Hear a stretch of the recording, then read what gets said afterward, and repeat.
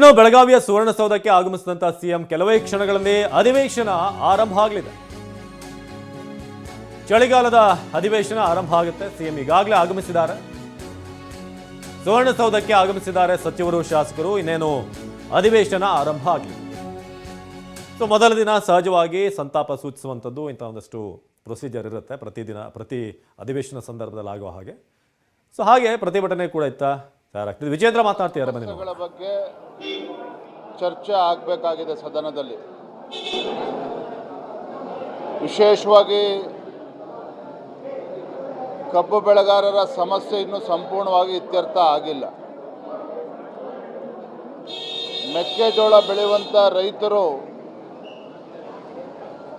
ಸೂಕ್ತ ಸಮಯದಲ್ಲಿ ರಾಜ್ಯ ಸರ್ಕಾರ ಖರೀದಿ ಕೇಂದ್ರ ಪ್ರಾರಂಭ ಮಾಡದೇನೆ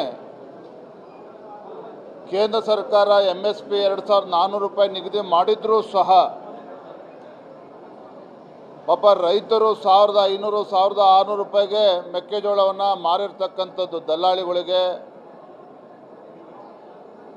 ಇದು ಕೂಡ ನಾವು ಚರ್ಚೆನ ಮಾಡಬೇಕಾಗಿದೆ. ಹತ್ತಿ, ತೊಗರಿ, ರೈತರ ಸಮಸ್ಯೆ ಸಮಗ್ರ ಚರ್ಚೆ ಆಗಬೇಕಾಗಿದೆ. ಮತ್ತೊಂದು ಕಡೆ ಆಡಳಿತ ಪಕ್ಷದ ಆಂತರಿಕ ಕಚ್ಚಾಟದ ಪರಿಣಾಮವಾಗಿ ಆಡಳಿತ ಯಂತ್ರ ಸಂಪೂರ್ಣವಾಗಿ ಕುಸಿದು ಬಿದ್ದಿರುವಂಥದ್ದು.